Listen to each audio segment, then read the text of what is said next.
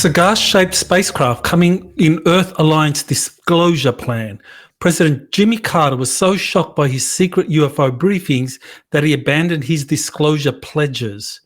Secret government deleted entire branches of physics during the Cold War. The FAA expands drone flight restrictions in New Jersey. Reports and videos are coming out of cylindrical ships being seen in Brazil on December 31st. These stories and more on Exopolitics Today, the Week in Review. You are listening to Exopolitics Today with Dr. Michael Salla, your source for the uncensored truth regarding the human, extraterrestrial, global, and political agenda.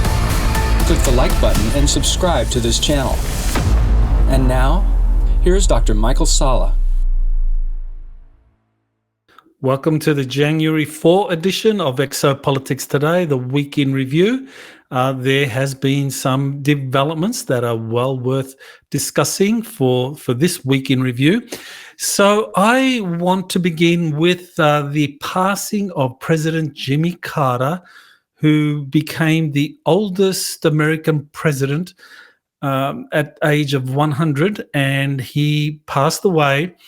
And what I think is very noteworthy about President Carter and the UFO issue is that during his presidential campaign back in 1975-76, he pledged that if he won office, he would get to the truth of the UFO issue and reveal that to the American public. And that was because he had a couple of sightings, and he talked about that during his campaign. One of the very few of the American presidents who have ever acknowledged having a UFO sighting and saying that he would pledge to reveal what was going on.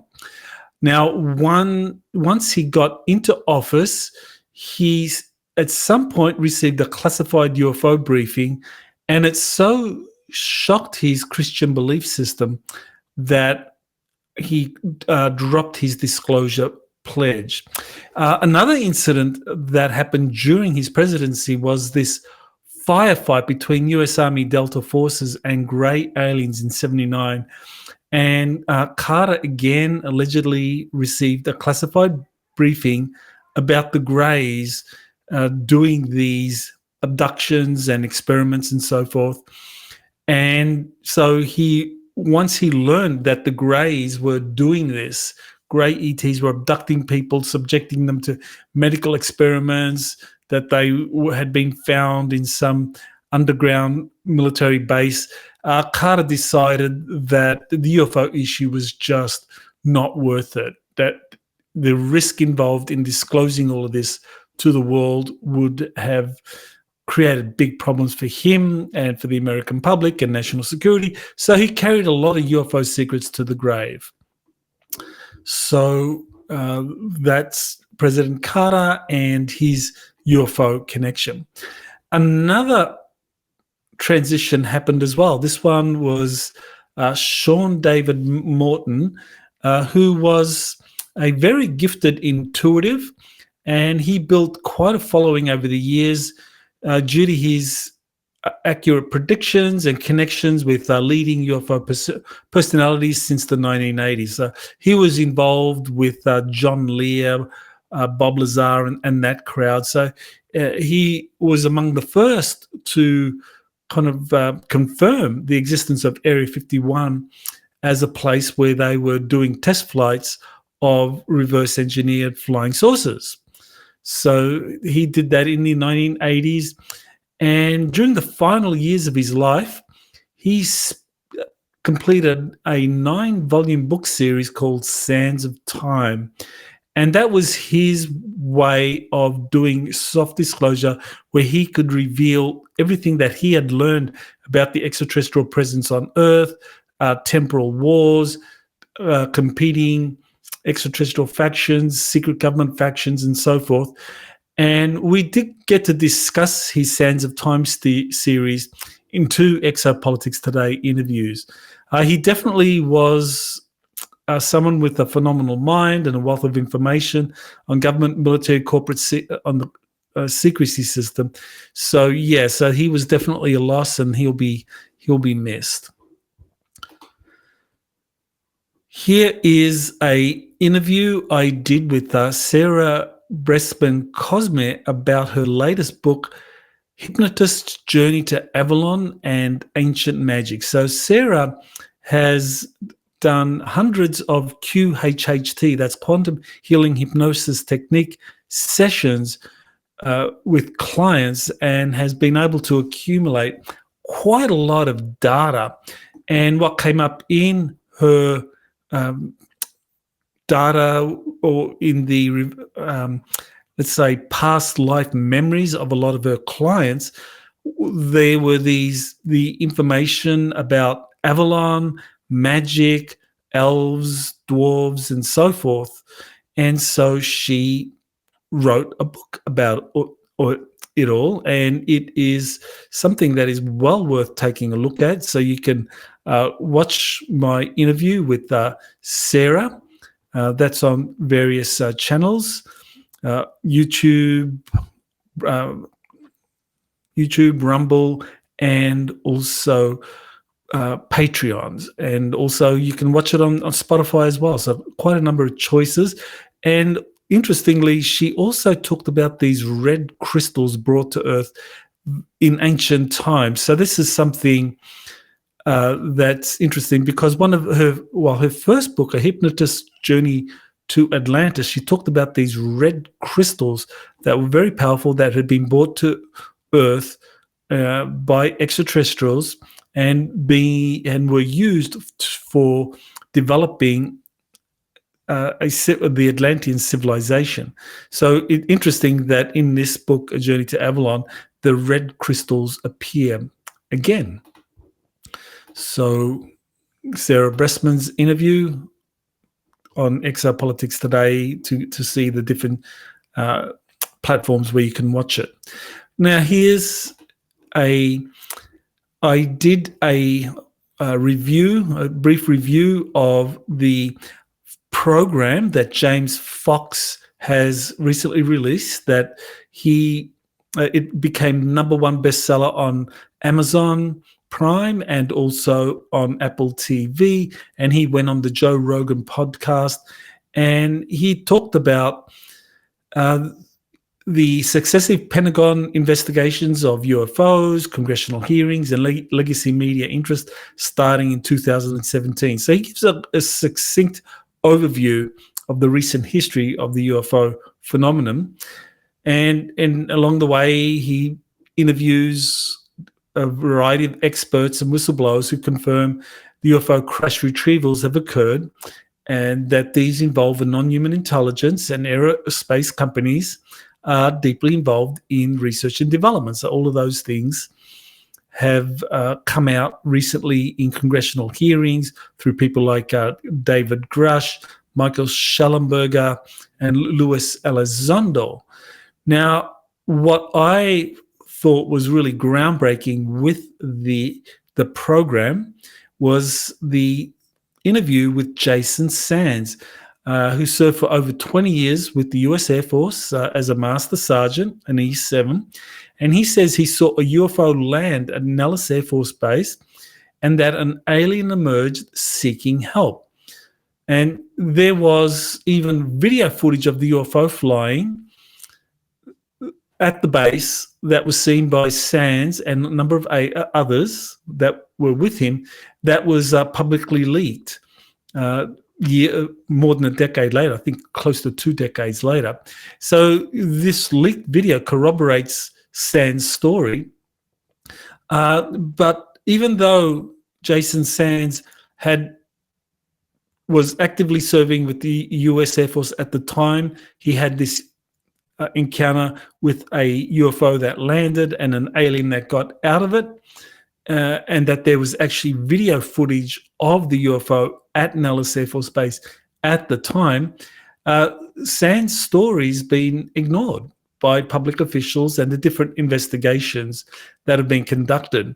And this is where there is a common theme that a lot of conventional UFO researchers really dislike or are frightened or intimidated by considering the testimony of experiences, people who have actually seen the craft, been in the craft, interacted with the extraterrestrials, because it's all based on testimony, first-hand testimony.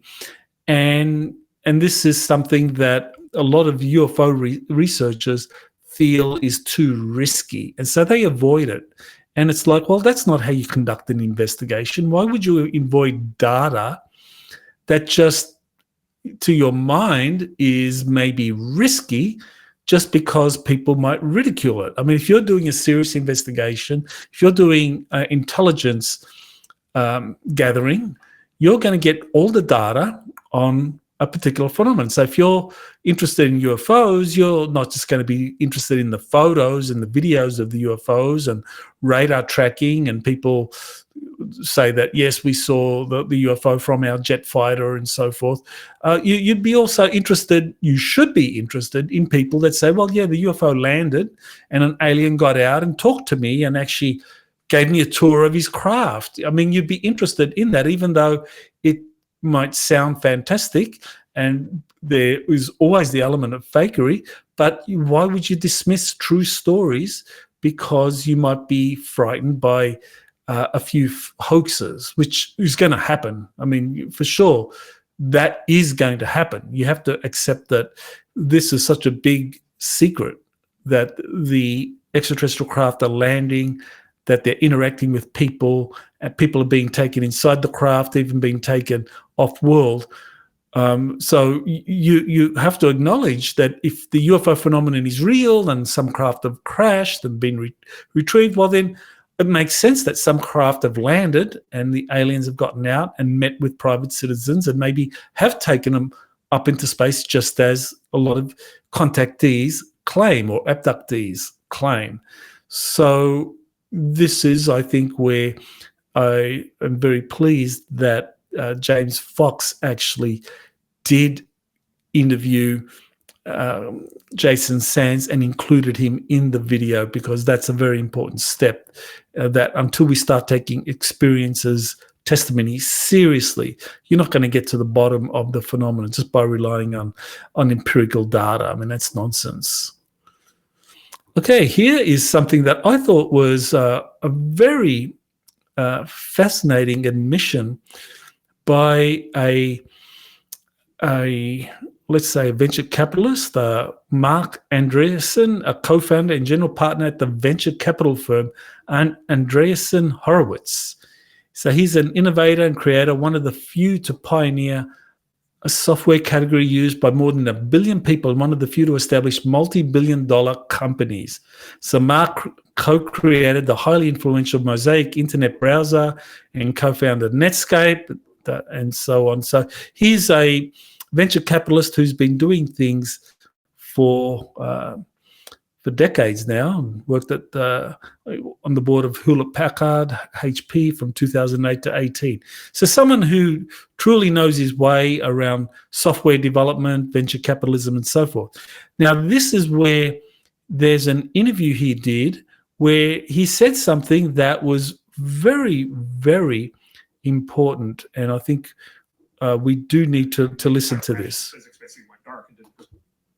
Said, I don't understand how you're going to lock this down so much, because like the math for, AI is like out there and it's being taught everywhere. And, they literally said, well, during the Cold War, we classified entire areas of physics and took them out of the research community, and like entire branches of physics basically went dark and didn't proceed. And that if we decide we need to, we're going to do the same thing to the math underneath AI. Wow. And I said, I've just learned two very important things.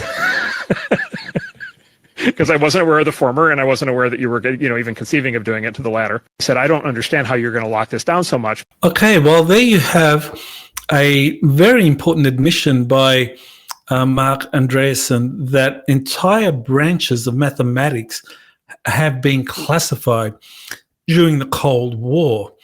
And so, when we're talking about things like anti-gravity propulsion, torsion field physics, these are associated with branches of mathematics that will help understand those kinds of principles. People have been talking for decades about Maxwell's equations, from the 1900s, and how they were also censored so that people would not be able to figure out the connection between gravity and electromagnetism. So this, I think, is a very important aspect of the cover-up of UFOs. And I don't think it's just a question of keeping it covered up from the people. I think it's also a cover-up intended to ensure that peer adversaries such as Russia and China would not be able to understand the mathematics or the physics behind these kind of technologies that the US has been secretly developing in these classified programs, because the mathematics and the physics required for understanding them is not part of open source science. So I think this is a very important admission here, something well worth considering. All right, here is more on the drone flights into New Jersey. So here I'm going to play a clip where the drones have led to flight restrictions in New Jersey by the FAA, the Federal Aviation Authority. So in this, well, let's play the clip and then we'll talk about it. FAA has expanded temporary drone flight restrictions in New Jersey. Drones are now banned from flying in parts of 9 more towns. That's in addition to dozens of towns and municipalities where the FAA issued restrictions earlier this month. Unexplained drone sightings have alarmed residents and local law enforcement since last month. It's unclear why the new restrictions were put in place, where and when they were. Okay, so this came out on January 1st. So the FAA, after having created no-fly zones in dozens of other municipalities in New Jersey, created 9 more no-fly zones for drones. So that tells us that the mystery drones are still there, they're still coming, and even though the legacy media isn't reporting that much on them, the authorities are taking action to let's just say make sure that people are not sending up their own drones to intercept or monitor what is going on in the area. Okay, here is a little trailer concerning the next Galactic Spiritual Informers Connection that's going to be held on May 10 and 11 in Eastbourne, England. And this was what's noteworthy about this particular promo is that it deals with a UFO flyover that was witnessed by 1,000 people at the Galactic Spiritual Informers Connection Conference in September of 2024. So so we're just going to see a clip here where it talks about the sightings at the Galactic Spiritual Informers Connection Conference, and that there's going to be another skywatching event in Eastbourne, London. And so I was there among other very prominent speakers talking about various things related to UFOs, extraterrestrial life. So let me move forward to the clip here. Okay, so now you see a little bit about the different fleets of craft that were being seen during this event, during this skywatching event that was led by Elena Danan. And she is going to be leading another Skywatch event in Eastbourne, London, or Eastbourne, England, on May 10 and 11. So that is definitely important motivation for those of you who live in England or in Europe and you want to be part of a skywatching event I believe it's going to be held down there by the ocean. That'll be really phenomenal. So, yes, definitely. If you haven't already booked your ticket, then get a ticket to go to GSIC in Eastbourne, England on May 10 and 11. Right. Well, here's the latest update from JP, and it was a big one.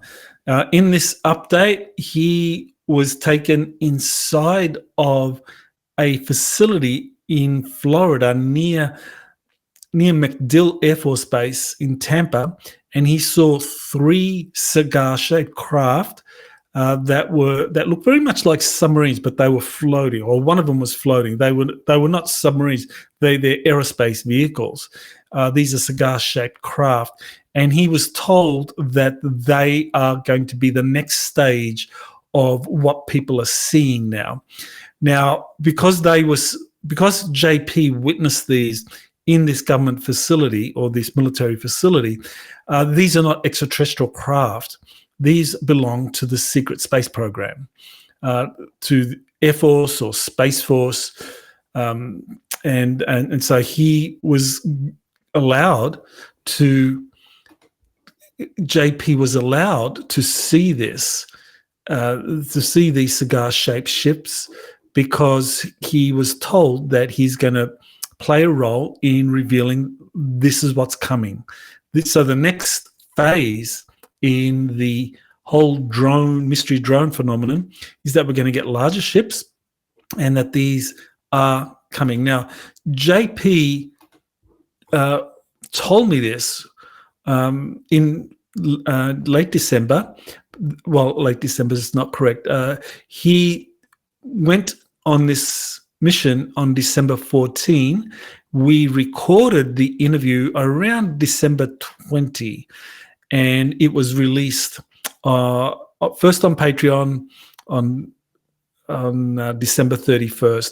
So this is what's coming, and I think that's very important that we acknowledge that JP has been exposed to these craft, and that he knows that this is what the Earth Alliance plans to disclose. So this is a very important point here, that the craft that are going to be seen, that are going to be larger, and some of these cigar-shaped craft, that there's going to be a combination of extraterrestrial craft and also SSP craft. Now, why are they doing that? I think they're doing that to show that as disclosure unfolds, that the United States military and other countries have similar technologies. So I think this is the way in which disclosure is being handled.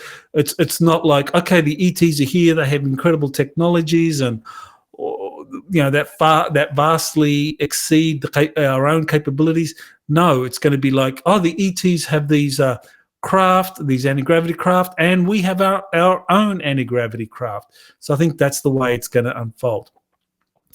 Okay, so here is a communication with an inner Earth being by Brad Johnson that I found to be intriguing and well worth exploring. So in this session, Johnson, he communicates with this inner Earth being called Athena, and it really does kind of show the reticence of inner Earth humans to engage and communicate with surface humanity, which is regarded as pretty aggressive and manipulative. Now, Admiral Richard Byrd, during Operation High Jump in 1947, said something very similar about the Ariane. So Johnson explains his empathic communication system and how it differs from most channeling, which is 95% compromised in his view. So, this is where we get into the whole information. Is channeling something to be trusted, or something that should be discarded altogether? I don't believe that we should throw out the baby with the bathwater.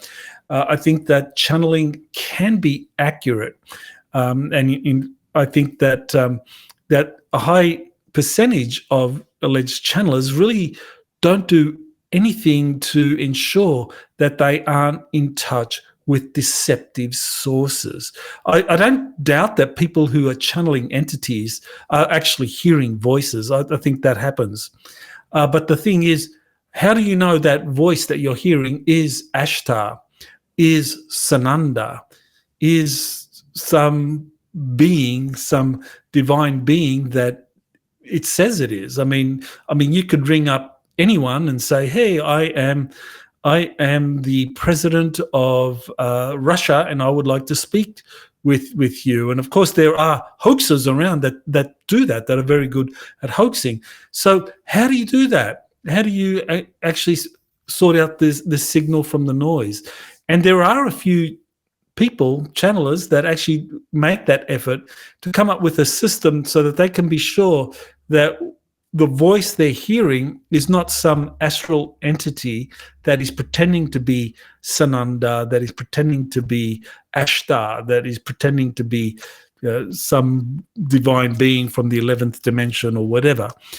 This is where I think Brad Johnson does make that effort, and I fully agree with him that Jane Roberts and Carla Ruckert are two sources of channeling who have over the course of time been shown to be very accurate, and that's because they did take steps. They did develop protocols to prevent deception.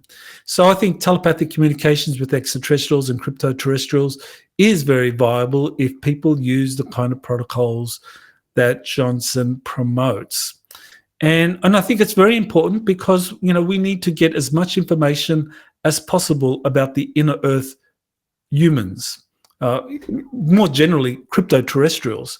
We're interested in learning their take on Earth's history, the connection with different extraterrestrial civilizations visiting us.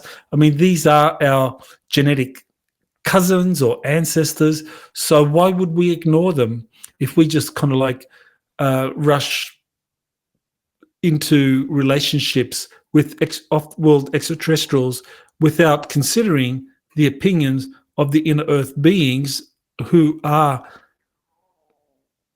have been in connection with the Earth for a lot longer than us. And I'm talking about the spirit of the Earth, the Gaia, the entity that inhabits this planet. That we kind of often forget that this planet has a consciousness, and that it's important for us to acknowledge that consciousness and how that consciousness kind of needs to be acknowledged, needs to be brought into the equation when we are forging ahead with agreements with visiting off-world entities. So I thought Brad Johnson's communication was very interesting, and I recommend people take a look at that communication with Athena. Okay, here is an article by Richard Geldreich, and he's put together a chronology of mystery drones, and that's just another term for UFO, UAP, starting in mid-November here on Medium. Here's his article, and in it he gives a chronology. It gives the locations, the different drone sightings, gives a short summary of what was seen and the key details of that sighting. So here you have some of the earliest drone sightings, and so I think this is very helpful to get to the bottom of the drone phenomenon. So you can see how often these drones have been sighted all over New Jersey, Morristown Police Department reporting drone activity in the area. So definitely a very helpful chronology if you want to write about the drones. And he had a couple of graphics here. I'm just kind of going through very quickly that I thought the graphics were very helpful. Okay, here we go. The New Jersey Division of Fire Safety Intelligence Bulletin recommendations for encountering downed UAVs. So this came out in December 2024. Very interesting that the authorities, local authorities, were given guidance on what to do if they encountered any of these drones or unmanned aerial systems, if any were any had crashed or anything like that. So very helpful. Okay, and this was the one that I really wanted to show, because it gives you an idea of just how extensive the drone sightings have been in New Jersey. So here's a graphic from Enigma Labs that posts a map of over 90 New Jersey, Pennsylvania, and New York area drone sightings. So you can see that kind of tri-state area, New York, Pennsylvania, and New Jersey, all of these drone sightings, okay, unmanned aerial systems or mystery drones or UFOs. And I have said in the past that I think that these are a mixture of secretly developed unmanned aerial systems by aerospace companies that are being used to be sent up to confuse people over the genuine UFOs that have some kind of non-human component to them. You know, whether we're talking orbs, whether we're talking about craft, and very shortly, cigar-shaped craft. So yeah, that is a very helpful map that summarizes the different locations where the drones have been seen. And I believe there was one more graphic here that was interesting. Maybe not that one. Oh, here we go. Okay, so here you have a graphic showing mystery drones spotted near airports and military bases. So there you have some of the airports and military bases where these drones have shown up. Picatinny Arsenal Military Base, different airports, Naval Weapons Station, Wright-Patterson Air Force Base, Vandenberg Air Force Base, Camp Pendleton. So, yeah, these drones have been seen all over the US in near sensitive facilities, military facilities, and airports. And, okay, so here you have a summary of the drone sightings all over the United States. So some in Florida and the Ohio, as well as Nevada and California. Okay, so they are being seen all over the place. So that's a very helpful article. So thanks to Richard Geldreich for compiling that list. Okay, so here is a story in The Mind Unleashed, and it talks about the classified CIA experiment that was conducted back in 1984 that came up with the result that there was life on Mars up to 1 million years ago, and that they had built pyramids. So this is where the CIA's Stargate project had commissioned a famous, or let's just say a remote viewer at the time with a high record of accuracy, who we later learned to be Joseph McMonigal, that he was able to remote view Mars over 1 million years ago. And what he found was that Mars had advanced beings and advanced civilizations and huge structures, like similar to the pyramids. And so this was something that the CIA had commissioned because they wanted to get data on what is the true history of Mars and what role did the Martians play in populating Earth. Because one of the things that is very interesting about that remote viewing experiment, which has been discussed in the past, was that it described those members of the population that were able to escape destruction as the civilization was collapsing, that they got onto these very large craft that are very similar to space arcs. And space arcs, as you all know, that's something I've been very interested in since JP says that he has been on space arcs on the moon and at the bottom of the Atlantic Ocean, where one was located in the Bermuda Triangle area. So a very good reminder. We need to always keep in mind that when it comes to the extraterrestrial phenomenon, that the intelligence community is using all different sources, whether we're talking remote viewing, channeling, as well as more conventional kind of cameras, telescopes, videotapes, radar tracking, and so forth. So, this is the way you conduct an intelligence investigation, is you look at all the sources of data. So I think the fact that the CIA considers remote viewing to be accurate enough that they would commission a famous remote viewer to look at Mars up to 1 million years ago tells us that when we are trying to understand the UFO phenomenon, that we need to be a little more open and not be so focused on nuts and bolts.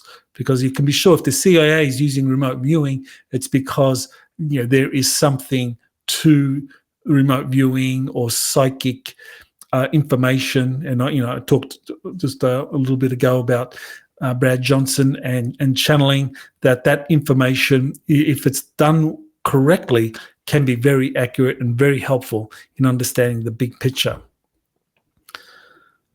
Okay, now here is something that was sent to me by JP, and this is where there are reports coming in of cylindrical ships in Brazil on December 34th, 2024. So on New Year's Eve, there was a cylindrical ship seen in several cities in São Paulo, and also recorded by residents of the Mongaguá coast of São Paulo, and that there were two objects followed towards the ocean. Okay, so let me play you that clip. It's here on Facebook, so let's just play that clip. I'm going to mute it, so you can actually just watch it without the exclamations by the Spanish. But you see a UFO craft here, and there was another one, a second one down below. But yeah, there you go. You see that second one there? Again, similar. So there's two cigar-shaped craft that are heading down there, heading behind that building. And that little dot there, that looks like a pointer or a cursor or something. Okay, so let me just play that again for you, just in case you missed it. Okay, here we go. So there's actually two cigar-shaped ships. There's the one up here and this lower one down there. And they are both moving slowly in the same direction. There you go. The lower one's about to disappear behind the building. Just did. And this one is moving more slowly. So this is interesting because this came out on 31st of December, which is approximately 2 weeks after JP had his encounter with the cigar-shaped craft underneath at some facility near MacDill Air Force Base. So that is, I think, quite noteworthy. This is a corroboration, I believe, that that the craft are coming. Okay, so here's another story. This is the latest episode of the Y-Files examines the Lacerda files, which involve claims of a female reptilian disclosing the true history of Earth to a Swedish UFO researcher / skeptic. And it discusses how different groups of extraterrestrials battled over the Earth and the dominant species that would be allowed to evolve on the Earth. So according to the Lacerda files, reptilians were driven underground and Homo sapiens were allowed to populate the surface after a series of 7 experiments, and the 7th experiment was the successful one. But that the reptilians who formerly lived on the surface, who now had been forced to live underground by the extraterrestrials that conducting the human experiments on the surface, they developed advanced psychic and mental abilities, but these abilities were suppressed for surface humans.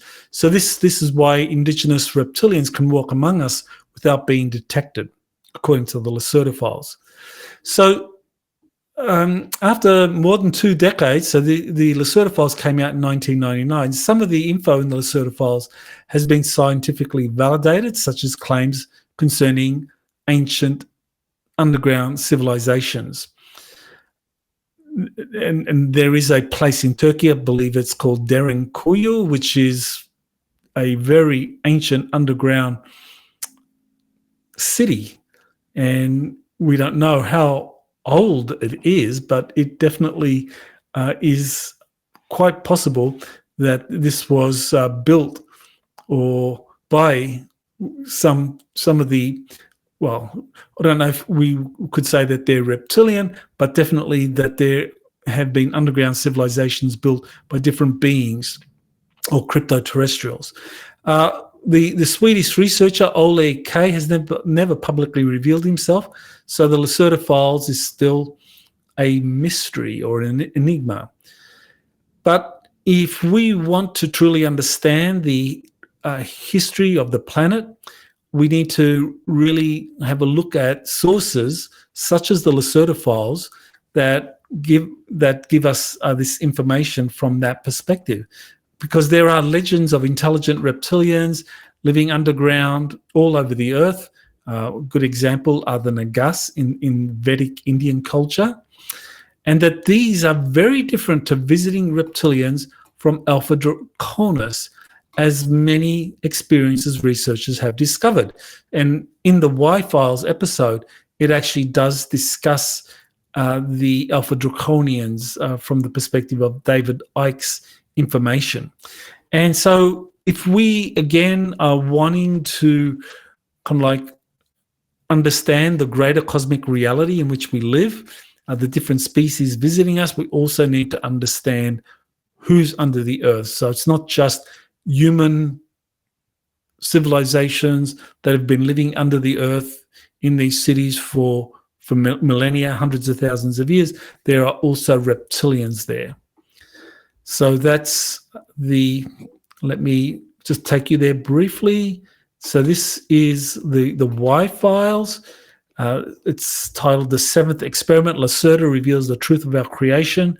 So the Y-Files are definitely worth taking a look at that episode. Very, very informative. Okay, so I did an interview with JP on a Scott McKay's The Tipping Point radio show. So the first hour, it was just me talking about my background, why I got involved in exopolitics, and JP joined us for the second hour where we discussed various elements of his testimony.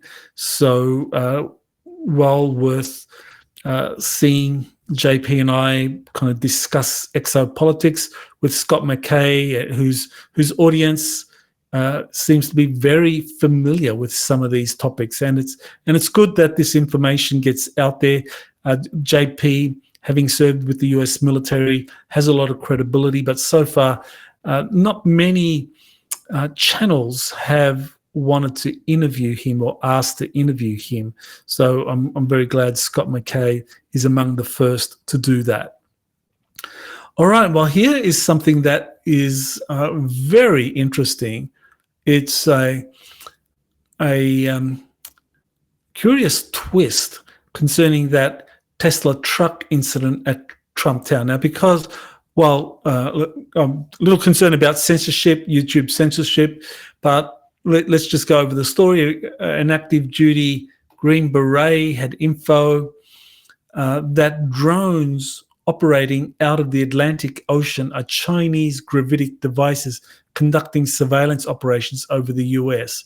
So, what I'm referring to here is a letter that was received by a retired military serviceman from the individual who was an active Green Beret who apparently shot himself in his Tesla Cybertruck, and then it exploded in front of the Trump International Hotel in Las Vegas.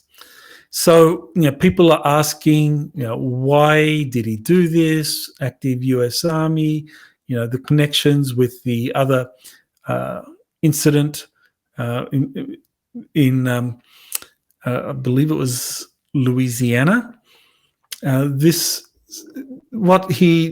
What Sean Ryan discusses here. Sean Ryan is the podcaster who had an individual who had spoken with this active former Green Beret and received a message, an email from him, that this email had information about what the Green Beret believed was happening and that he thought it would change the world. Now, the information concerned a variety of topics, but one of them, which I think is of interest to us, is advanced drone technology. And this is very interesting because this advanced drone technology was apparently developed by China, and it was gravitic technology, which would explain why these craft could float above or could stay in the air for many, many hours. And these are Chinese gravitic drones conducting surveillance operations all over the US. So the clear implication of this of this Green Beret who believed that and put that in his manifesto is that, well, the Chinese are behind the drone phenomenon. So, isn't that justification to start shooting them down? And so my question is, was then this Tesla truck incident and this kind of manifesto released by the Green Beret a deep state psychological operation to justify shooting down drones or UFOs? Because what I think is happening is that we actually have UFO craft from extraterrestrial civilizations, also some secret space program craft that belong to the White Hats that are revealing themselves to awaken humanity to our greater cosmic reality. And the deep state is desperate to stop this, and so they're unleashing swarms of their own drones built by aerospace companies that have these advanced capabilities. And so I think, and of course, the military has stood down all this time, despite calls by some members of Congress to shoot down the drones. But the military stood down because I think they know that these drones are related to ETs and to White Hats or the Earth Alliance, and that there's also advanced drone technology from corporations, US corporations involved. So why would you shoot any of those down? But if all of a sudden people start believing that these craft are actually Chinese gravitic devices, then I think the case can be made that they should start shooting them down. And I think that's the deep state psyop, as far as I can tell. It's a very interesting development, and that was covered in the Sean Ryan show. All right, so that brings me to next week's monthly briefing. Every month I host an Exopolitics briefing where I discuss the top news for over the preceding 4 weeks. I go over breaking geopolitical events, and I also do a Q&A for you. So the theme for next week's Week in Review is the coming cigar ships. I think that this is what's going to be very, very important as we move into this new year, 2025. There's going to be more ships or drones seen, but they're going to be some of the larger ones that JP was talking about.